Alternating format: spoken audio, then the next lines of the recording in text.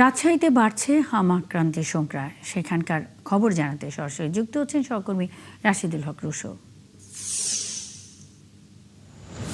Russo, কি পরিস্থিতি দেখছেন সেখানে? চিকিৎসা ব্যবস্থা কেমন রয়েছে?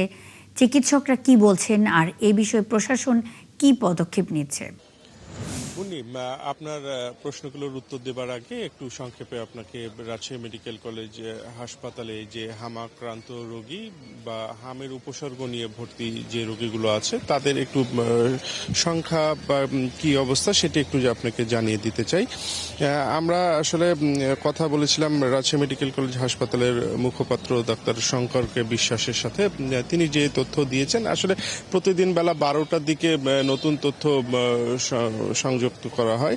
তো আমার কাছে যে সর্বশেষ যে তথ্যটি আছে যে হাম উপসর্গ নিয়ে 98 জন রোগী রাজশাহী মেডিকেল কলেজ হাসপাতালে চিকিৎসা নিচ্ছেন। এরা সবাই আসলে শিশু, এবং এখান থেকে যেটি দেখা গেছে যে গত 24 ঘন্টায় 16 জন নতুন করে ভর্তি হয়েছেন রাজশাহী মেডিকেল কলেজ হাসপাতালে।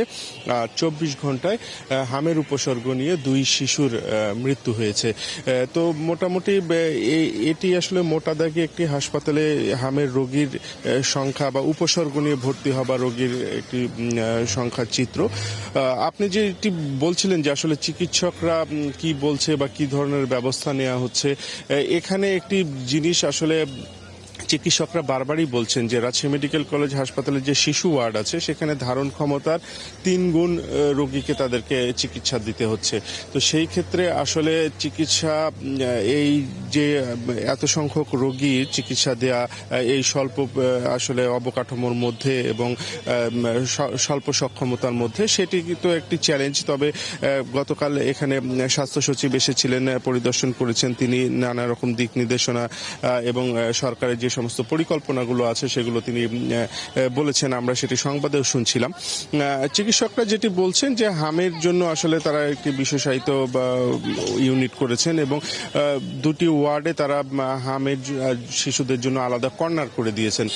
সেখানে যদিও আসলে স্থান সংকুলন হচ্ছে না, সে কারণে অনেক সময় অন্যান্য শিশু রোগীদের সাথে রেখেই হামে উপসর্গ নিয়ে যারা ভর্তি হচ্ছেন তাদেরকে আসলে চিকিৎসা দিতে হচ্ছে। সবচেয়ে বড় যে সমস্যাটা হচ্ছে, শুধুমাত্র হাম না, অনেক শিশুর হামের সাথে অন্যান্য রোগেও আসলে আক্রান্ত হয়ে পড়ছে বা অন্যান্য রোগও যাদের রয়েছে। এইরকম অনেক শিশুর ক্ষেত্রে কিন্তু অক্সিজেনের সাপোর্ট প্রয়োজন পড়ছে। তো সেই ক্ষেত্রে নিরবিচ্ছিন্ন অক্সিজেন নিশ্চিত করার জন্য সাধারণ বেডে রেখেই আসলে শিশুগুলোকে চিকিৎসা দিতে হচ্ছে।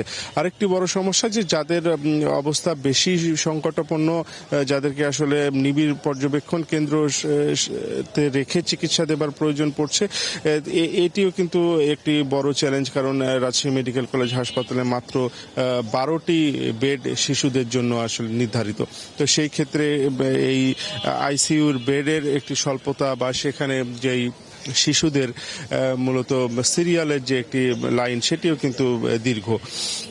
তো সব মিলে চিকিৎসকরা তাদের মতো করে চেষ্টা করছেন এবং গতকাল স্বাস্থ্য সচিব এবং স্বাস্থ্য অধিদপ্তরের মহাপরিচালক তারা দুজনেই এসেছিলেন এবং স্বাস্থ্য বিভাগের পক্ষ থেকে রাজশাহী মেডিকেলে 3টি ভেন্টিলেটর তারা প্রদান করে গেছেন।